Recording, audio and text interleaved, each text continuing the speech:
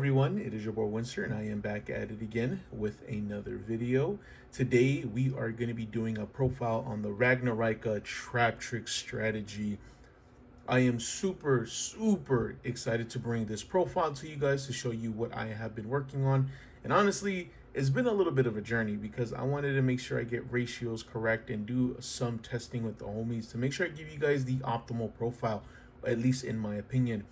Now, if you guys enjoy this type of content, deck profiles, funny skits, shorts, anything along those lines, guys, do me a favor, do yourselves a favor, make sure you guys hit that subscribe button and be sure to turn on the notification bell while you're at it. Also, if you guys want to be part of the community where you guys could talk to me directly, be sure to check out the description box. I have a Discord link. Make sure you guys pull up to the sweaty server and let's have a good time. Also, if you guys want to see my other platforms, I got a very active TikTok where everyone was literally telling me to put this profile together and have a showcase for it.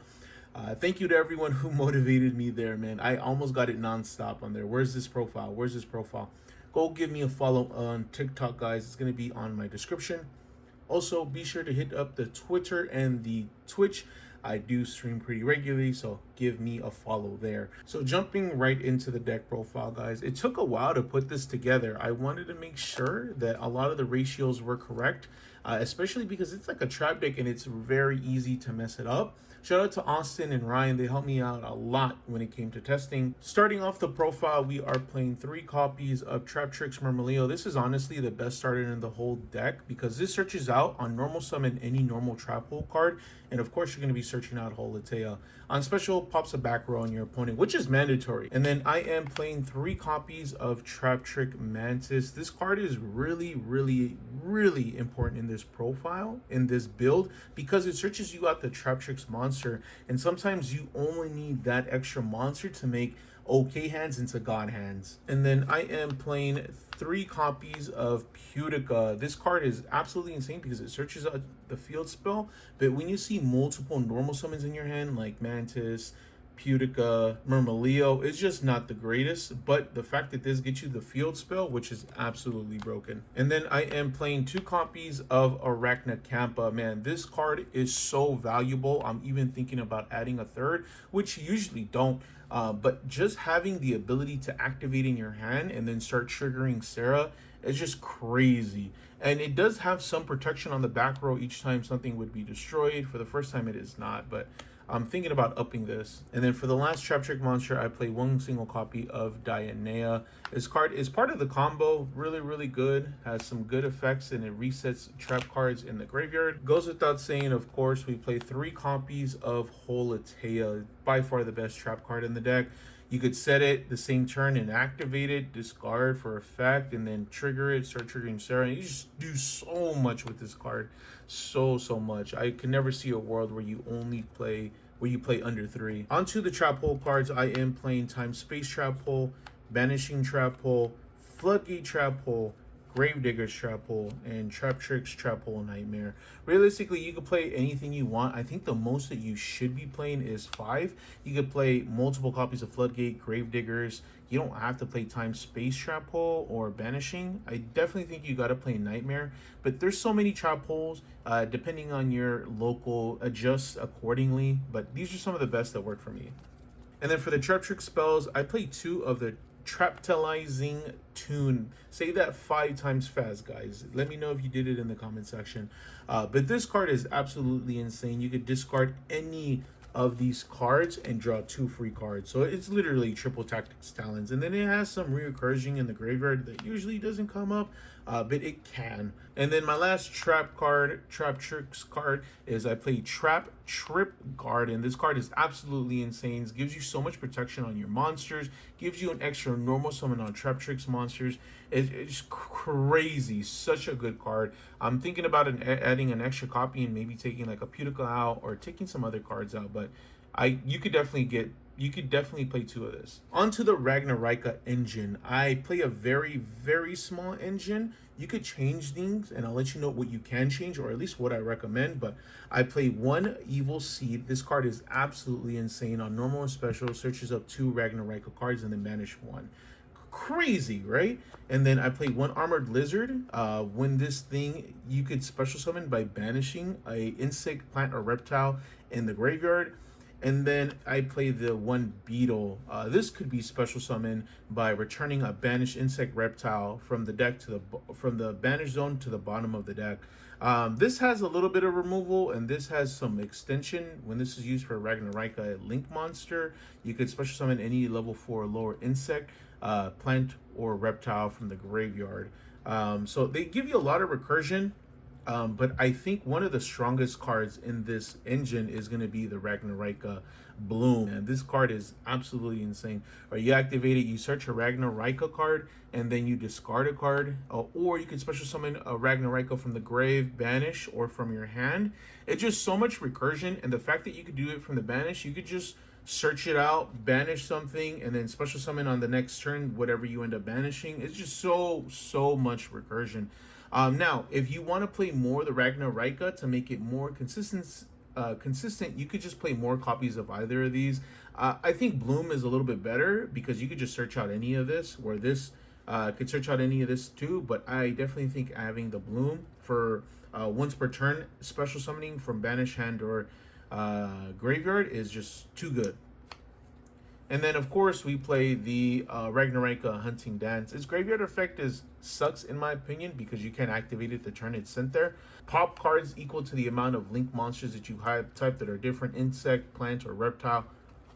Now, into the non-engine. I think the weakest part of the deck is going second. Now, that's a pretty common thing in a lot of lower tier decks. It's just so hard to break boards, but I played a combination of hand traps and board breakers to help mitigate that. But a lot of which are straightforward. You could play whatever you want. You could play all board breakers, all hand traps. You realistically pick your poison here. But for hand traps, I played a 3 Ghost Ogre. I played 3 Ash. And then I played 3 Imperm. Those are all the hand traps that I am playing. As far as board breakers, I am just playing triple Traptrix Talons. And then I am playing the one Called by the Grave. You could play Nibiru, you could play Ghost Mourner, you could play any Forbidden Droplet. There's just so many things that you could play, but I just think these are the best in my opinion. Just Ash covers a lot of decks. Ghost Ogre is really popular because of Snake Eye. You want to just get rid of their cards. Yeah, they'll be able to resolve them, but they won't have the monsters to link off with or send for Flameburge. And then Triple Tactics Talons, this deck does lose to a single Ash sometimes, and being able to draw some extra cards to help you extend more, it just works out every single time. Onto the extra deck, I played 3 copies of Traptrix Sarah. Forgive me, I have a common. I can't find my third secret anywhere, so I just grab whatever out of the bulk that I have. This card is insane. 1 non-link Traptrix monster special summons when a trap is activated, a normal one, and then sets directly from the deck onto the field a trap hole card if a Traptrix monster is activated, the effect that is. And then I play 1 Traptrix Coloria. This card is insane. Great recursion at the end of the phase or at the end of the turn, but you don't really go into this often. And then we got the OTK monster Adipus. This card is crazy, increases all your Traptrix monster by 1,000, so you'll be beating over for like 3,500 attack monsters, which is pretty crazy. For the Xyz, I play the 1 Rafflesia. You used to play 2 of this, but considering all the other extra cards and the other cards that you need to run in your extra deck for the Ragnaraika stuff, you only ever have space for 1. We play the 1 Pinguiclia and then the Amaryllis. These are all pretty standard. Nothing really changes in those aspects. And we got the Stag Sovereign. This card is pretty good. It's a lot to get to, but when a monster is special summoned from the deck or the extra deck, you could pop 2 cards on the field. You got to be very careful with that effect because you have to pop 2 exactly, but non-targeting, which is really good. And as for the miscellaneous extra deck monsters, we play the Aromaseraphy Jasmine. This is pretty broken, and this is the line between Traptrix and Ragnaraika, because you just need 2 plants, which is usually going to be Sarah and Dionea or the Trap Hole Holtea. and then you go into this. Now you're probably asking yourself, why are you going to link off the Holtea? Well, the thing is that if you activate Holtea and have Traptrix Sarah in the graveyard, you could just activate Holtea on your opponent's turn, special summon the Sarah, and then you're good to go. Then you start getting all the effects, which is like crazy. But you tribute off a monster, special summon a plant, and then you special summon the Ragnaraika card, which is crazy. And then we play the Wongbegna Lancer. This card is freaking bonkers, man. Non-targeting, bounce a card back to the hand, a monster. So good. And then as for backup, if we end up getting stopped, we play the one Strena, and then we play the one Sacred Beast. This card is pretty crazy. You usually end up on a monster negate with this guy. But super good card. Onto the side deck, we play 3 copies of Nibiru. This deck definitely needs Nibiru in my opinion. It's just so hard. Even with 3 copies of Triple Tactics Talents, it's so hard to break boards.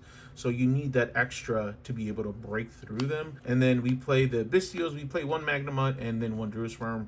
We want to get rid of problematic cards like Labyrinth monsters, or if we want to get rid of the Diabell Star in the graveyard, just want to make sure that we have answers to that, or just any other matchup that just uses the graveyard. And then because we don't have a way to get over unaffected monsters, we play the 1 Kaiju, we play the Gamma Seal.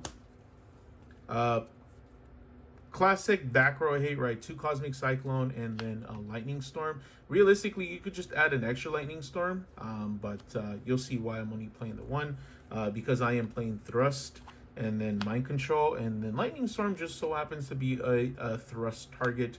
Since we play Triple Tactics Talons, we just have a lot of options for this. Again, maybe just adding an extra Lightning Storm might be better, but super good card. And then our going first Floodgates, we play 1 Anti-Spell and then 3 copies of Deck Lockdown. Anti-Spell alone is absolutely crazy, but pairing it up with Deck Lockdown, which I have done, it's unfair, man. Realistically, it is unfair. And not being able to special summon or add from the deck, special summon from the deck is, man, it's crazy. A lot of decks just scoop up, and the more I play this, the more it's just like, man, this card needs to get hit. It is so freaking strong. But guys, that is going to be it for the deck profile today. Let me know what you guys think of it. I think this deck is really good.